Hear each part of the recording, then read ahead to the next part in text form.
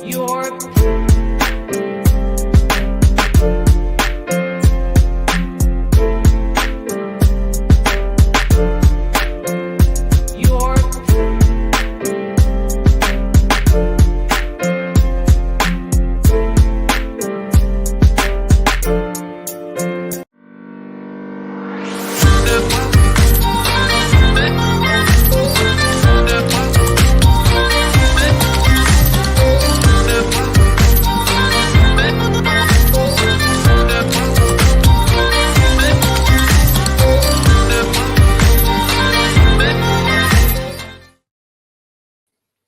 All right, ladies and gentlemen, thanks for tuning into the Sports Card Therapist, where I give you a behind the scenes look at my hobby hustle and sprinkling some self care and wellness on top of that. I'm Rob Gerard, your Sports Card Therapist. And whether if you're listening on iTunes, Spotify, or watching on YouTube or YouTube Live, welcome to the podcast.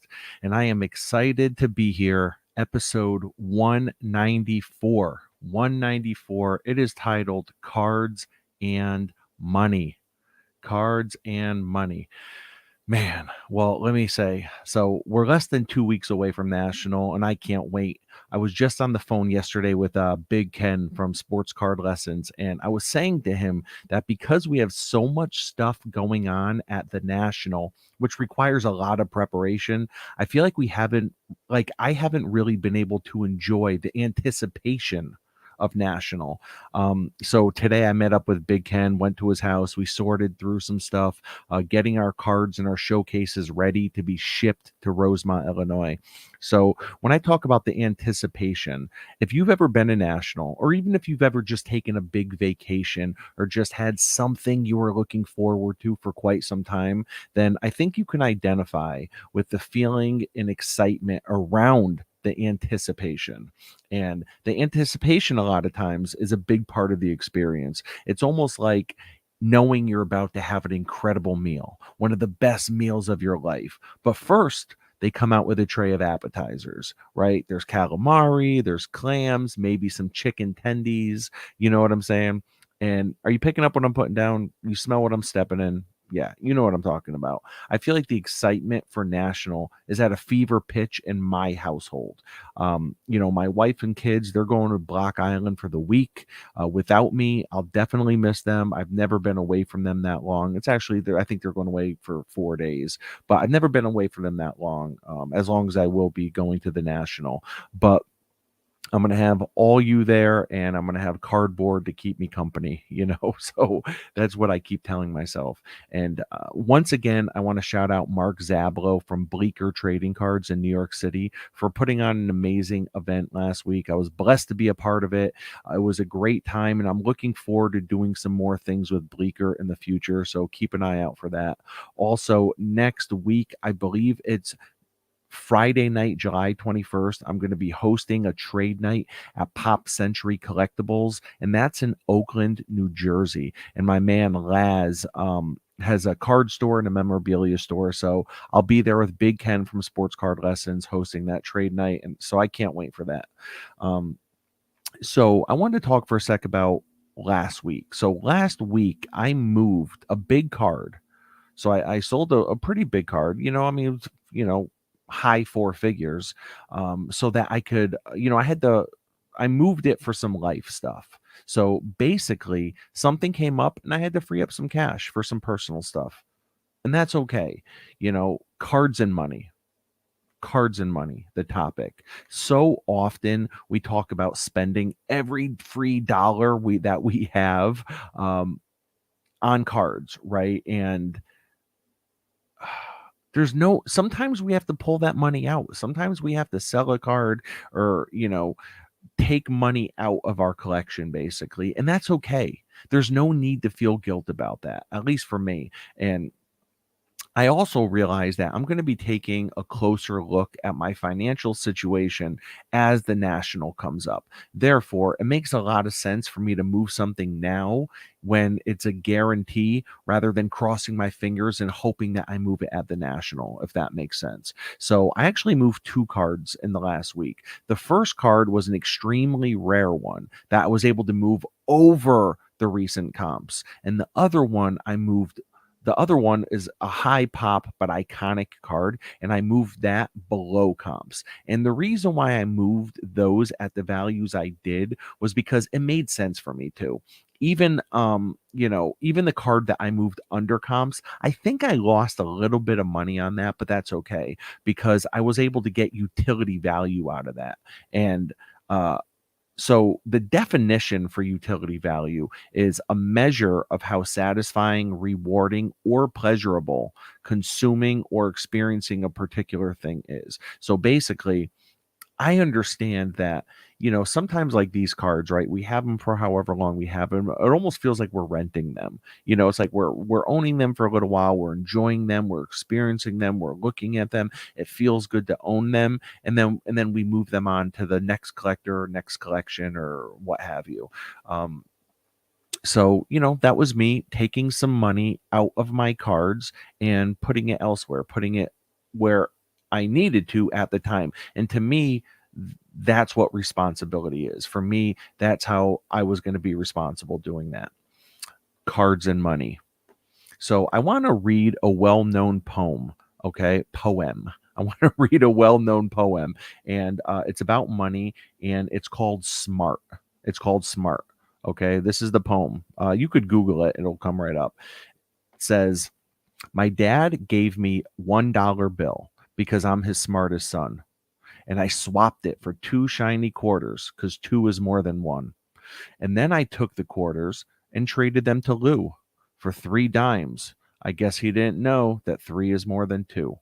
Just then along came old blind Bates, and just 'cause he can't see, he gave me 4 nickels for my 3 dimes, and four is more than three. And I took the nickels to Harem down at the seed feed store. And the fool gave me 5 pennies for them, and five is more than four. And when I went and showed my dad, he got red in the cheeks and closed his eyes and shook his head, too proud of me to speak." So obviously, it's a story about a dad giving a kid money, and the kid just, like overthinks things. And um you know the kid starts to overthink money. He tried to outsmart the people that he was dealing with. However, little did he know, he didn't have all the facts. He did not have all the facts. And the story sort of reminds me of some individuals that lost money in this hobby flipping cards over the last few years. Now, don't get me wrong, I lost money too. I lost money selling cards and moving some money around and buying cards. I also know people that lost a lot more than I did over the last 2 years, and a lot of them are nowhere to be found. A lot of them left the hobby because they lost money, and so to an extent it's understandable. So here's my thing: there are some things that we really do not have control over as individuals, and one of those things is the market, right? It's like the hobby market, and there's for a reason that I truly see the importance in buying what you like. Because if we lose money on the things that we buy, but we love the cards, we are buying them. To me, that's just the cost of doing something I love. The same way, if I join a YMCA so I can play indoor basketball, something that I really enjoy playing I mean, basketball in general, but I mean, on an indoor court, you can play 365. It just makes sense. But I know that there's a fee to join the YMCA, so I have to pay for that. I'm well aware of the fee that I'm paying in this hobby to collect what I love, right? So imagine if I signed up for the YMCA to play water polo. I don't enjoy playing water polo. I'd basically be throwing my money out the window for a sport I do not like. That's the way that I look at buying cards that I have no interest in holding. So when I see people buying cards with the hopes of flipping them to make money because they think they maybe either know something or have a leg up or somewhere along those lines, it kind of reminds me of that kid who kept on trading down. He was basically trading down to the point where he had 5 pennies after his dad gave him $1. So for me, that's, I think, something I've known all along, but I absolutely got caught up in, the market boom that, started 3 years ago. I got kind of swept up in that, and I think had fun doing it, I guess, but definitely lost some money. Um, but I don't know. This doesn't apply to everyone, right? So if it don't apply, let it fly. Today we're talking about cards and money. Cards and money. I also want to talk about impulse buying.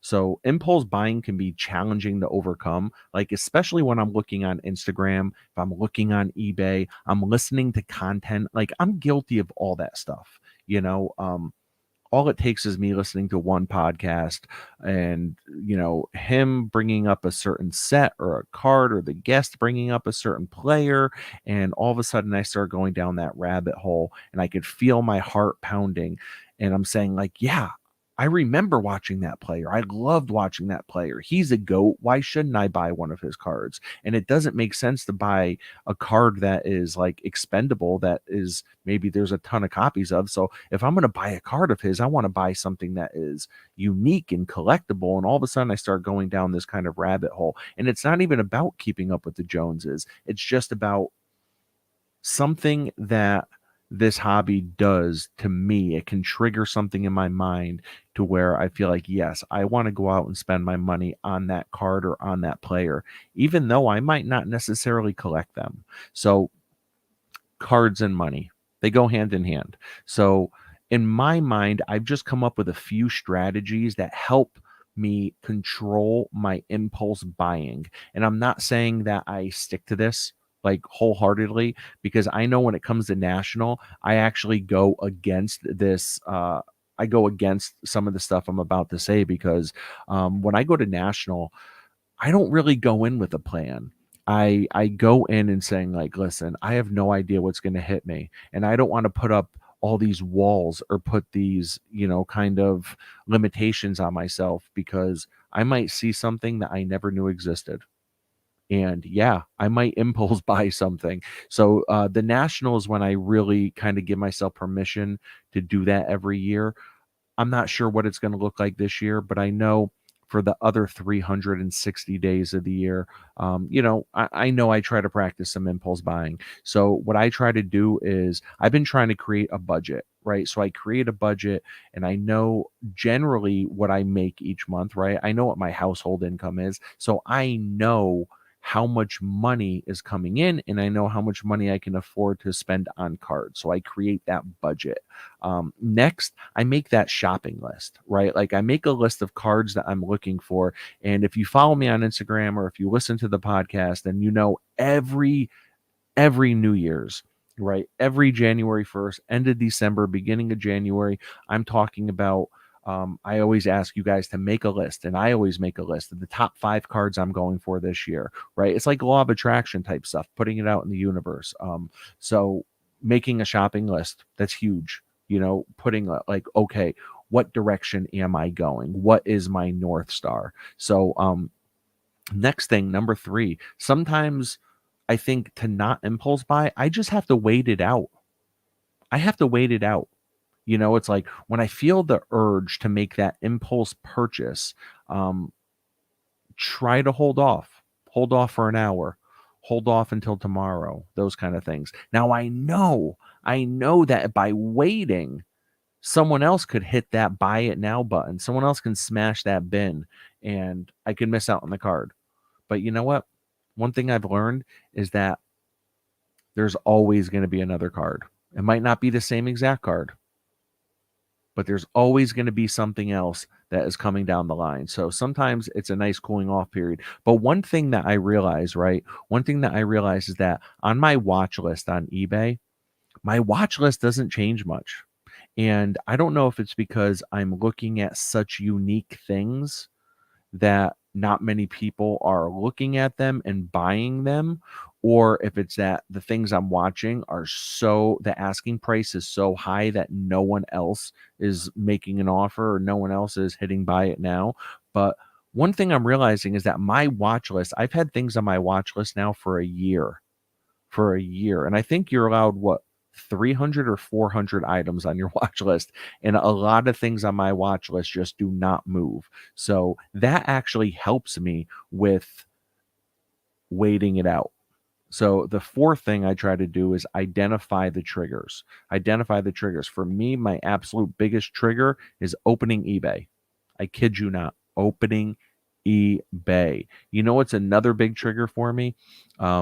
Is getting those daily eBay emails about my saved searches. So what I've done is I've gone into eBay under my saved searches and I've actually unsubscribed from email notifications on a lot of them, but not all of them. I still get probably about 5 a day.